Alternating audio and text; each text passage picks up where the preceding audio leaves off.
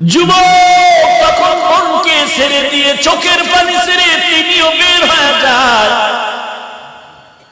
আল্লাহর বান্দা গুহার ভেতরে বলেন আল্লাহ,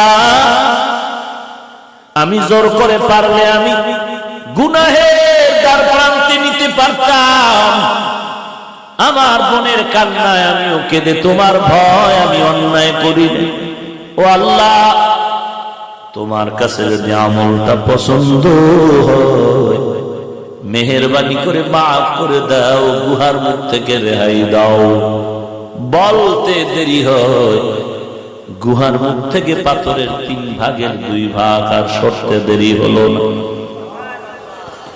তৃতীয় যুবক আল্লাহর কাছে দোয়া করেন, আল্লাহ আমি অনেক গরিব মানুষের বাড়ি কাজ করে জিন্দেগিটা চালাই।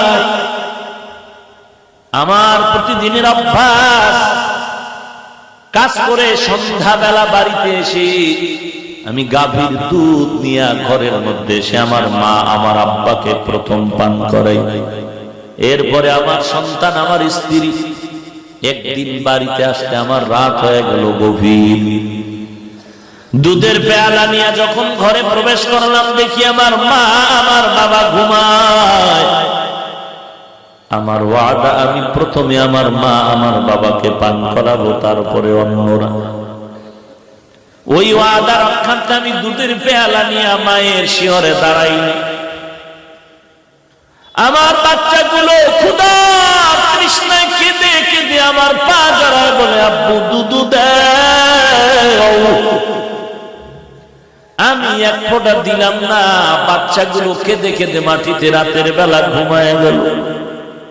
ফজরের আযান,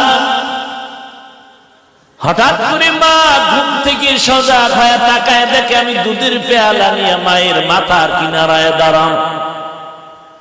মা চিৎকার করে বলে, বাবা তুমি কি ঘুমাও নাই? বলে, না আমি না ঘুমাই নাই। তাকায় দেখে আমার বাচ্চাগুলো মাটিতে পড়ে আছে। এদের দাও নাই? না মা, এদেরকেও দেই নাই। মা দুধের পেয়ালা নিয়ে আমার বাচ্চাগুলোকে পান করায় চোখের পানি ছেড়ে দোয়া করা শুরু করলেন আমার জন্য।